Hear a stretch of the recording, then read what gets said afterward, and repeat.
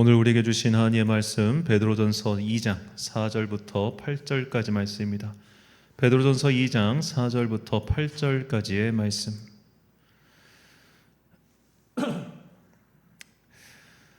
제가 봉독하겠습니다. 하나님의 말씀 경청하십시오. 사람에게는 버림받아 되었으나 하나님께는 택하심을 입은 보배로운 산돌이신 예수께 나아가 너희도 산돌같이 신령한 집으로 세워지고 예수 그리스도로 말미암아 하나님이 기쁘게 받으실 신령한 제사를 드릴 거룩한 제사장이 될지니라. 성경에 기록되었을 때 보라 내가 택한 보배로운 모퉁이 돌을 시온에 두노니 그를 믿는 자는 부끄러움을 당치 아니하리라 하였으니 그러므로 믿는 너희에게는 보배이나 믿지 아니하는 자에게는 건축자들이 버린 그 돌이 모퉁이의 머릿돌이 되고 또한 부딪히는 돌과 걸려 넘어지게 하는 바위가 되었다 하였느니라. 그들이 말씀을 순종하지 아니함으로 넘어지나니 이는 그들을 이렇게 정하신 것이나. 아멘. 선지자에게도 82번째 시간 세상의 소금과 빛이 되는 기도라는 제목으로 하나님의 말씀 선포하겠습니다. 최근에 제가 설교 때도 한번 말씀드렸지만 이상 동기 범죄, 묻지마 범죄는 사실 좋은 용어가 아니기 때문에 이제 점점 이 단어를 이상 동기 범죄로 명명해서 부르고 있습니다. 자, 이 이상 동기 범죄가 일어나고 있죠. 사실 옛날에도 이런 범죄는 있었는데 오늘날과 조금 다른 것이 있다면 옛날에는 정말 우발적인 사건이라고 해야 될까요? 한 번, 1년에 한두 개 있을 법했었는데 지금은 계속해서 연쇄적으로 이런 일이 일어나고 있지 않습니까? 또 언론도 자꾸만 이런 사건을 계속 부각하고 있고, 그리고 요즘에는 이런 사건을 CCTV나 여러 가지 영상을 통해 직접 촬영한 것을 우리가 너무 손쉽게 볼 수 있는 시대가 됐죠. 그러다 보니까 요즘 사람들이 일종의 굉장히 큰 불안감을 느끼고 있다는 겁니다. 나도 저런 이상 동기범죄의 피해자가 될 수 있어. 나도 저런 일이 벌어질 수 있어. 그렇게 염려하게 된다는 것이죠. 우리가 우리 주변에서 그런 사건 사고를 자꾸만 접하다 보면 나도 모르는 사이에 마음이 힘들어지고 위축되곤 합니다. 우리 교회 바로 옆에는 굉장히 이제 큰 도로가, 고가 도로가 있고 차들이 쌩쌩 다니는데 이번 주 수요일 날 예배 전에 갑자기 쾅 소리가 나서 보니까 차가 꽤 크게 추돌 사고가 일어났더라고요. 여기가 진짜 어마어마하게 차들이 빨리 달립니다. 그래서 저도 항상 주의를 하는데, 자, 그런 우리가 사건 같은 걸 목격하거나 심지어는 동영상에서 그런 사건을 봐도 저런 사건이 나에게도 일어날 수 있는 것 아닌가 해서 굉장히 불안하고 위축된단 말이에요. 그런데 교통사고 같은 경우는 이 확률이 일정하다 보니까 이제 어떻게 보면 우리가 그런 거에 좀 무덤덤하게 사는데 이상 동기범죄 같은 경우는 그렇지 않습니다. 그래서 요즘에는 특히 여성분들 같은 경우는 앞에서 남성이 이렇게 주머니에 손만 넣고 쓱 다가와도 혹 두려워한다는 거예요. 특히 혼자 다니는 분들은. 자, 그렇게 연쇄적으로 이상 동기 범죄 때문에 우리의 마음이 힘들어질 때 어떻게 하면 이런 일상의 불안감에서 벗어나 다시 평정심을 찾을 수 있을까요? 서원대학교 상당심리학과 교수인 김태경 교수는 이렇게 불안한 마음을 덜고 일상을 회복하기 위해서 두 가지 방법을 제시했습니다. 첫째는 공동체 안에서 얻는 평안입니다. 쉽게 말해 사람들을 만나고 일상의 대화를 나누며 이렇게 웃고 떠드는 시간, 그냥 하하호호 그런 잡담을 나누면서 웃는 시간이 필요하다는 겁니다. 둘째는 호흡입니다. 호흡을 길게 들이마시고 내쉬면 몸이 이완되고 스트레스 수치가 떨어진다고 하죠. 그러니까 호흡을 복식 호흡으로 이렇게 길게 들이마시고 길게 내쉬는 걸 하면은 몸이 이렇게 이완되면서 스트레스 수치가 떨어진다는 거예요. 그러니까 이 두 가지를 함으로써 이런 자꾸만 나를 찾아오는 불안감, 이 원인 모를 불안감에서 벗어나라. 그래야지 일상을 회복할 수 있다. 그렇게 교수는 권하고 있었습니다. 자, 이 방법론을 들으면서 문득 저에게 이 생각이 들었습니다. 저거를 세상에서 가장 잘하는 기관이 있다. 바로 교회다라는 생각이죠. 자, 정리하면 이상 동기 범죄의 불안감에서 벗어나는 방법을 좋은 공동체 만들기와 깊게 호흡하기라고 할 때, 좋은 공동체는 교회의 친교 활동이고 깊게 호흡하기는 기도라는 생각을 제가 한 것이에요. 자, 먼저 이 교회 안 친교 생활에 대해서 다시 한번 생각해 보겠습니다. 저는 기본적으로 교회, 예전에도 말씀드렸지만 그냥 사람들끼리 그냥 만나서 웃고 떠드는 교회 안에 그런 친교 모임을 썩 좋아하지 않습니다. 전 예전에 성도들끼리 모여가지고 주식 투자 종목에 대해서 상담하는 걸 보고 나서 도저히 이 성도들의 모임이 정말 선한 것인가에 대한 굉장한 의구심이 생겼어요. 하지만 요즘 들어 조금 생각이 바뀌었습니다. 왜냐하면 그런 얘기를 저 세상 사람들이랑 하는 것보다 차라리 세상 얘기를 교회 와서 하는 게 낫겠더라고요. 그래, 그냥 여기 와가지고 여기서 세상 얘기가 됐든 뭔 얘기가 됐든 그냥 여기서 다 해라. 바깥에서 바깥 사람들끼리 뭉치느라 정말 교회에서 더 멀리 떨어져서 저 멀리까지 가지 말고 차라리 이 안에 있으면은 어떻게든 누군가가 붙잡아주고 누군가가 널 위해 기도해 줄 테니까, 그리고 너도 언젠간 깨닫게 되겠지. 그것이 얼마나 철없는 대화였는지. 그래서 이제는 그런 대화도, 그런 친교도 교회 안에서 하면 좋겠다는 생각이 들긴 해요. 하지만 교회는 그런 친교를 위한 집단이 아니라는 것은 우리가 분명히 깨닫고 있어야 됩니다. 우리가 어떤 특정한 목적을 가지고 교회 안에서 친교를 권장할 때가 있어요. 어떤 때냐면 무언가 일을 해야 될 때. 그러니까 교회 안에서 친교 활동이 필요한 이유를 그냥 사회적 관점에서 생각해 본다면, 무언가 어떤 공동의 작업을 할 때 좀 관계가 편한 사람들끼리 뭉치면 좀 더 힘이 나지 않습니까? 그런 목적에서 친교 활동을 교회에서 어쩔 수 없이 행정 기능상 권장할 때가 있긴 해요. 하지만 그것은 정말로 곁가지에 불과합니다. 우리가 궁극적으로 추구하고 궁극적으로 잊지 말아야 할 우리의 영원한 바른 친교는 바로 예수님과의 교제예요.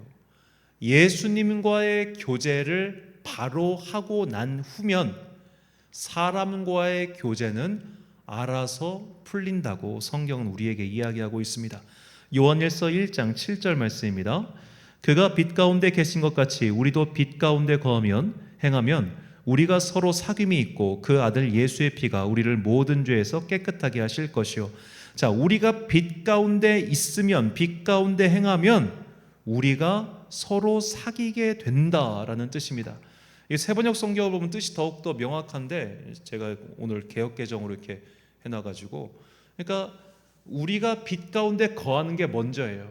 그거에 따른 결과물이 우리 안에 코이노니아, 우리 안에 사귐이라고 사도 요한이 분명하게 이야기하고 있습니다. 이게 순서가 이렇게 된다는 거예요. 그러니까 우리 안에 친교를 위해서 무언가가 있는 것이 아니라 내가 예수 그리스도의 빛 가운데 들어가 있으면, 내가 예수님의 빛을 반사하는 반사체가 되면, 예수 그리스도의 마음이 내 안에 가득 차 있으면 사람과의 교제는 그 다음에 알아서 풀려 나간다라는 겁니다. 이것이 성경이 우리에게 가르쳐주는, 그리고 교회 안의 바른 교제의 방법이죠. 즉 빛 가운데 머무는 것, 그것 자체가 친교라는 겁니다. 그렇다면 우리가 빛 가운데 머물기 위해서는 어떻게 해야 됩니까? 바로 빛이신 예수님께로 더 나아가서 그분과 깊은 교제를 나눠야겠죠. 그 깊은 교제를 나누는 방법이 바로 기도입니다. 여러분, 우리가 이제 기도를 좀 깊이 한다는, 깊은 기도라고 하는 것은 내 안에 내의 생각, 자아, 그런 것들, 그 불순한 것들, 분심이라고 이야기를 하는데, 그렇게 자꾸만 내 마음을 흔드는 것들이 점점점 가라앉고 사라져서 정말로 그 머릿속에서 빛이 보여요. 그런 어떤 단계, 기도의 경지인데, 그렇게 우리가 예수 그리스도와 친밀한 교제를 쌓아가는 것, 그것이 내가 빛 가운데 머무는 방법이라는 겁니다. 그러니까 빛 가운데 행하기 위해서는 우리가 기도해야 한다는 것이죠. 이처럼 우리가 기도를 통해서 예수님과 교제가 깊어지고 우리가 그분의 빛 가운데 거하며 빛 가운데 행하면 우리는 반드시 예수님과 닮은 형태의 삶을 살아가게 됩니다. 오늘 본문에서 베드로는 그것을 돌에 비유해서 설명하고 있어요. 자, 본문 4절과 5절 말씀입니다. 사람에게는 버림받아 되었으나 하나님께는 택하심을 입은 보배로운 산돌이신 예수께 나아가 너희도 산돌같이 신령한 집으로 세워지고 예수 그리스도로 말미암아 하나님이 기쁘게 받으실 신령한 제사를 드릴 거룩한 제사장이 될지니라. 아멘. 자, 하나님께 택하심을 입은 보배로운 살아있는 돌 예수. 자, 보배로운 살아있는 돌 예수, 이분이 머릿돌이 되시고 그 위에 세워진 게 바로 교회죠. 주님께서 머릿돌이란 표현은 전 주춧돌이란 걸 더 좋아하는데, 주춧돌이고 그 위에 우리라고 하는 돌들이 탁탁탁탁탁 쌓아 올려져서 드디어 하나의 주님의 몸된 교회가 되었다. 이렇게 베드로는 우리에게 비유로서 설명하고 있는 겁니다. 자, 그런데 이 아래 기반이 되는 돌은 정말 단단하고 훌륭하고 멋진 돌인데, 그 위에 올라가는 돌들이 자갈이면 그 집이 세워지겠어요? 그 위에 올라가는 것들이 모래면 되겠습니까? 적어도 재질이 비슷하던가 뭔가 건축을 만들 수 있을 만한 재료는 되어야 될 것 아닙니까? 그 재료가 되기 위한 것이 바로 예수님과의 교제라는 거예요. 예수님과의 교제를 통해서 우리 또한 하나님의 몸된 교회를 이루는 살아있는 돌이 된다는 겁니다. 이것이 우리의 성도의 사명이라는 거예요. 보배로우신 산돌이신 예수님을 나도 본받아서 주님의 몸된 교회를 이루는 구성품이 되는 것, 이것이 성도의 사명이에요. 우리가 이렇게 보배로우신 산돌 예수를 따라서 나 또한 주님의 몸된 교회를 이루는 하나의 돌이 될 때, 하나의 주춧돌이 될 때 우리를 통해서 어떤 일이 벌어지는가? 다시 베드로는 설명합니다. 본문 7절과 8절 말씀. 그러므로 믿는 너희에게는 보배이나 믿지 아니하는 자에게는 건축자들이 버린 그 돌이 모퉁이의 머릿돌이 되고 또한 부딪히는 돌과 걸려 넘어지게 하는 바위가 되었다 했느니라. 그들의 말씀에 순종하지 아니함으로 넘어지나니 이는 그들을 이렇게 정하신 것이라. 자, 이 돌, 이 교회에는 두 가지 기능이 있어요. 첫 번째로 믿는 자들에게는 보배예요. 믿는 자들에게는 보석이에요. 이것을 교회의 내적 기능입니다. 근데 교회는 또 외적 기능이 있어요. 바깥에 있는 사람들을 걸려 넘어지게 합니다. 바깥에 있는 사람들이 교회를 보며 우리가 이렇게 살면 안 되겠구나. 우리가 이렇게 살면 하나님께 벌을 받겠구나. 우리가 이렇게 살면 우리가 기필코 멸망하겠구나. 일종의 경고를, 하나님의 경고를 심어주며 빛으로 살아가는 모습이 무엇인지 보여주는 거룩한 주님의 공동체, 이것이 교회의 사명이라는 겁니다. 자, 여기까지 가면 우리는 교회의 사명을 좀 더 명확하게 그릴 수 있습니다. 바로 교회는, 이 말하려고 여기까지 온 거예요, 세상의 소금과 빛이라는 겁니다. 세상이 썩는 걸 방지하는 소금으로서의 외적 역할이 있으며 그 내부의 공동체와 외부 공동체 모두에게 비추는 빛이라고 하는 사명이 있다는 거예요. 우리는 예수 그리스도의 빛 안에 거해야 됩니다. 그래서 그 안에 거하면서 같은 주님의 몸된 구성원을 이룬 사람들과 함께 거룩한 사귐을 하는 거예요. 빛은 사귐이고 빛은 교제예요. 그런데 이 빛은 동시에 바깥으로 뻗어나갈 수밖에 없어요. 빛의 특성상 파장이니까 밖으로 뻗어나간단 말이에요. 이렇게 밖으로 뻗어나가는 빛이 어두운 세상을 살아가는 자들에게 때로는 방향을 제시해주고 때로는 그들이 어둠 속에 있다는 것을 비추는 서치라이트의 역할을 한다는 겁니다. 이것이 바로 소금이죠. 교회의 내적 기능과 외적 기능 모두를 지금 베드로는 설명하고 있습니다. 그래서 주님께서는 이것을 이미 말씀하셨죠. 마태복음 5장 13절과 14절 말씀. 너희는 세상의 소금이니 소금이 만일 그 맛을 잃으면 무엇으로 짜게 하리요?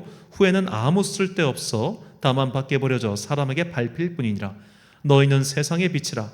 산 위에 있는 동네가 숨겨지지 못할 것이요. 아멘. 자, 우리는 세상의 타락을 막는 소금이며 세상의 어둠을 막는, 어둠을 걷게 하는 빛입니다. 이런 빛이 되기 위해서 우리는 빛 가운데 거해야 됩니다. 그것은 빛이신 예수님과 깊은 교제를 나누는 기도를 통해서 가능하죠.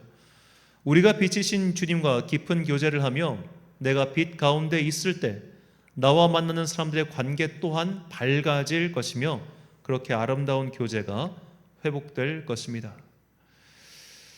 자, 우리가 이런 세상의 소금과 빛으로 살아야 된다는 것, 주님의 몸된 교회를 이루며 살아가야 된다는 것, 이건 이미 제 오늘 이 설교를 듣지 않은 모든 사람들이 다 알고 있는 성도의 의무입니다. 그렇다면 이것은 모든 성도가 동일하게 추구해야 하는 공동 목표라고 볼 수 있겠죠. 그렇다면 오늘 성도로 부르심을 받은 나는 도대체 무엇을 해야 합니까? 세상의 소금과 빛으로 살기 위해서 주님께서 부르신 이 몸된 교회의 한 구성원으로서 나는 오늘 그리고 앞으로 나의 삶을 통해서 무엇을 해야 합니까? 우리 이것에 대한 답을 들어야 됩니다. 그리고 이것에 대한 주님께서 물어보실 때 이것에 대한 나만의 대답을 정해 놔야 합니다. 사실 주님께서는 우리가 뭘 하는지는 별로 관심이 없으세요. 우리가 간호사가 되든지 의사가 되든지 경찰이 되든지 군인이 되든지 우리의 직업적 삶에는 사실 주님은 별 관여를 안 하세요. 중요한 것은 네가 택한 그 직업으로 그 다음에 뭘 할 거냐 이거예요. 네가 예를 들어 군인이 됐어, 교사가 됐어. 그럼 넌 교사라는 직업을 통해서 도대체 이 세상의 소금과 빛으로서 어떻게 살 거야 라는 구체적인 삶의 물음 앞에서 내가 받은 직업적 소명에 따라 나는 이것을 하겠습니다, 또는 저것을 하겠습니다, 그런 결단과 각오가 필요하고, 만약 그것을 모르겠어요, 주님 내가 지금 이 일을 하고 있는데요, 이 일을 통해서 어떻게 내가 세상의 소금과 빛으로 살지 모르겠어요. 그럼 기도해야죠. 단순히 내가 어떻게 돈을 벌던 간에 그 경제적 수익을 통해서 11조를 드리고 교회 생활하는 걸로 나의 소명이 끝이다 라고 생각하는 사람은 반드시 외부의 활동에 흔들리게 되어 있습니다. 우리가 이런 명제를 몰라서 흔들리는 게 아니에요. 우리가 사명을 몰라서 흔들리는 거예요. 주님께 내가 정한 대답이 없기 때문에 흔들리는 거예요. 예를 들어 정말 간단하게 내가 어떤 일을 하든 간에 그 경제적 수입을 가지고 나는 11조 하면 그만이고 교회 생활하면 그걸로 끝이야 라는 사람이 있다고 칩시다. 그런 사람은 자꾸 다른 사람만 보게 되어 있습니다. 나보다 돈 많이 버는 사람, 나보다 성공한 사람, 나보다 11조 많이 하는 사람, 나보다 교회 생활 열심히 하는 사람, 나보다 또 사람들에게 칭찬받는 사람, 그런 사람 보면 내 마음이 흔들려요. 주님 왜 저에겐 저런 돈을 주지 않으셨어요? 주님 왜 저에게는 저런 행운을 주지 않으셨어요? 주님 왜 저에게는 저런 기회를 주지 않으셨어요? 그렇게 흔들려요. 내가 할 일이 명확하지 않은 사람은 다른 사람의 성공을 질투하게 되어 있어요. 그래서 우리가 하나님께 받은 나만의 사명, 나만의 대답이 있어야 된다는 겁니다. 여러분 저도 그렇습니다. 저는 제가 받은 사명과 대답이 분명함에도 불구하고 흔들릴 때가 있어요. 왜 흔들리느냐? 아마 대한민국의 수많은 목사들이 기본적으로 교회 성장주의의 우산 아래서 영향을 크게 받았기 때문입니다. 교인 몇 명이야? 교회 예산 얼마야? 너의 교회 건물 있어 없어? 주차장이 있어 없어? 이런 식의 외적 요건을 가지고 서로를 비교 평가하는 거에 우리가 너무 익숙하거든요. 그러다 보니까 그에 미치지 못한 자신을 볼 때 되게 힘들 때가 있어요. 제가 한번 설교 때 말씀드린 적이 있는데 작년에 저희 가까운 쪽에 같은 교단 교회 한 목사님께서 개척을 하셨습니다. 거기는 이제 단독 건물에서 개척을 하셔가지고 교회가 잘 되고 있어요. 그래서 참 부럽다. 솔직히 부럽죠. 단독 건물에 시작한 있으니까 부러웠는데 오늘 이제 그 지역교회 목사님들 모임이 있어가지고 그분 얘기를 들어보니까 이분이 이제 개척하려고 건물을 알아보는데 그냥 자기 사는 아파트 근처에 단독 건물이 하나 보이는데 야 저기 참 교회하면 좋겠다 해서 가서 물어봤대요. 그런데 건물주가 교회 하려고 내놓았다는 거예요. 오, 그래가지고 계약하고 교회를 시작한 거예요. 얼마나 감사합니까? 근데 저희는 그때 개척할 때 제 수중에 돈이 1,000만 원밖에 없어가지고 1,000만 원짜리 보증금 1,000만 원짜리 건물만 찾다 보니까 그런 건 아예 쳐다보지도 않았어요. 그 건물이 3년 동안 비어 있었답니다. 그 건물주가 교회 하려고 3년 동안 비워놓고 기다렸는데 그분이 이렇게 된 거예요. 어우 신기하죠? 저희 진짜 많이 다니던 길이었는데, 그러니까 누군가는 이런 그 어떻게 보면 행운, 기회, 축복을 얻는단 말이죠.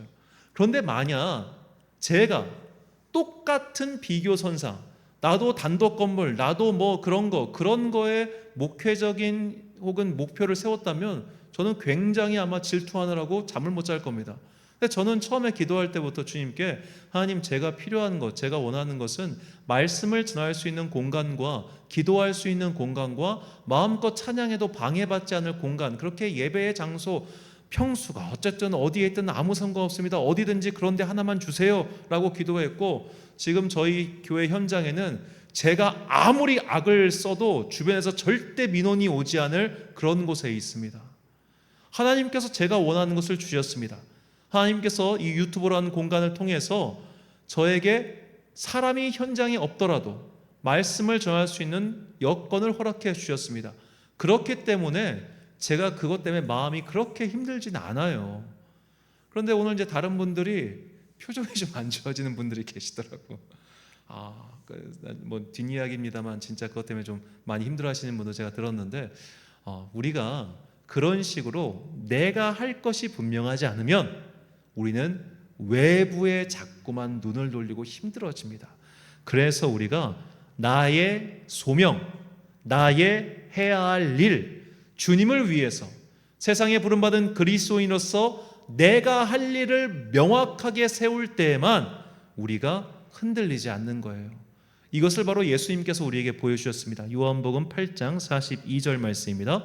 예수께서 이르시되 하나님이 너희 아버지였으면 너희가 나를 사용하였으리니 이는 내가 하나님께로부터 나왔습니다. 나는 스스로 온 것이 아니요 아버지께서 나를 보내신 것이니라. 아멘. 자, 예수님께서는 당신이 어디에서 왔으며 어디로 갈 것이며 무엇을 하러 왔는지를 명확하게 알고 계셨습니다. 명확하게 알고 계셨어요. 그래서 그분은 질투하지 않으셨습니다. 비교하시지 않으셨습니다. 누군가와 쓸데없는 시간을 보내시지도 않으셨습니다. 할 일이 명확하니까. 할 일이 명확한 사람은 이래요. 내 삶에 할 일이 명확한 사람은 자꾸만 남 이야기하지 않아요. 남과 비교하지 않아요. 남 때문에 힘들어하지도 않아요. 왜? 오늘 내가 해야 할 과업은 분명하니까. 오늘 내가 해야 될 일은 너무나 뚜렷하기 때문에 굳이 남에게 관심 갖고 굳이 남의 일에 신경 쓰고 굳이 남 때문에 마음 힘들어하는 그런 일이 없어지는 겁니다. 우리 모두가 세상의 소금과 빛으로서 사는 것은 마땅합니다. 그러나 구체적으로 내가 어떻게 무엇을 해야 세상의 소금과 빛으로서의 사명을 잘 감당했다는 주님의 칭찬을 들을까? 이것은 각자가 개별적으로 고민하고 결정해야 될 문제라는 거예요. 오늘 우리는 바로 이것을 기도해야 됩니다. 그래서 주님께서는 이렇게 말씀하셨습니다. 마태복음 7장 24절과 25절 말씀 함께 읽겠습니다. 그러므로 누구든지 나의 이 말을 듣고 행하는 자는 그 집을 반석 위에 지은 지혜로운 사람 같으리니 비가 내리고 창수가 나고 바람이 불어 그 집에 부딪히되 무너지지 아니하나니 이는 주초를 반석 위에 놓은 까닭이요. 아멘.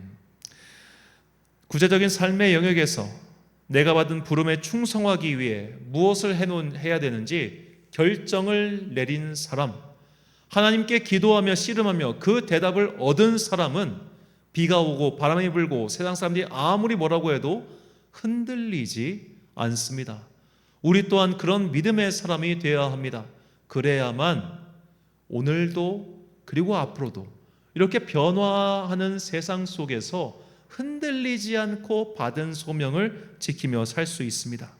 사랑하는 천안광성교회 성도 여러분, 그리고 이 기도에 함께 참여하고 계신 귀한 주님의 자녀 여러분, 모든 성도의 공통 사명은 예수님 닮기입니다.